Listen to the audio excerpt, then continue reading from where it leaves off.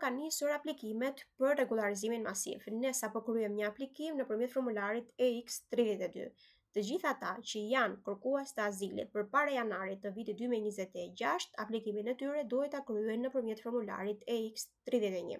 Në këtë video do t'ju përmend të gjithë dokumentacionin që duhet paraqesni për aplikim sa më të saktë. E nisim nga pasaporta. Kopje plot e të gjithë pasaportës edhe të faqeve që janë të bardha pavula. Dokument të dytë dëshmia penale e vendeve ku keni jetuar në 5 vitet e fundit. E mira do ishte të paraqesnit edhe atë të Spanjës, në rast të kundërt vetë zyra e migracionit do të bëjë investigimin. Dokument të tretë do të përmendja certifikatën e banimit, empadronamiento. Përveç se konfirmon në cilën qytet duhet i drejtojmë aplikimin, cilës zyra e migracioni, gjithashtu shërben si provë për të treguar rezidencën në Spanjë.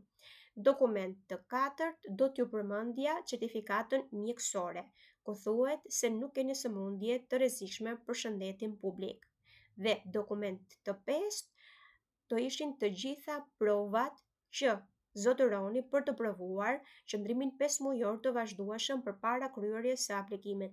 Nëse aplikimin do ta kryeni në këtë muaj prill, data e dokumentit të parë, provës së parë, duhet të datojë në muajin nëntor të vitit 2025. Përpos të gjithë dokumentave që sapo ju përmenda, duhet të plotësoni një nga kushtet në vijim.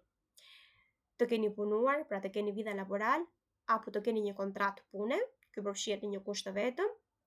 Mundësia e dytë është që të tregoni që jetoni me familjen tuaj, qofshin këto të mitur, 19 vjeç, apo prindërit tuaj, persona të moshuar. Dhe mundësia e tretë, kushti i tretë, njëri nga këto duhet përmbushur, të shkarkoni informen e vulnerabilidad.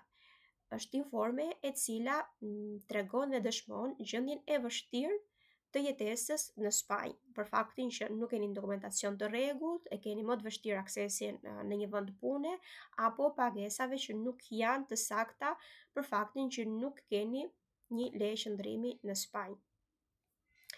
Ju uroj që të keni mundësi të përfitoni sa më shumë nga ky regularizim dhe me sa më shumë përgjigje pozitive.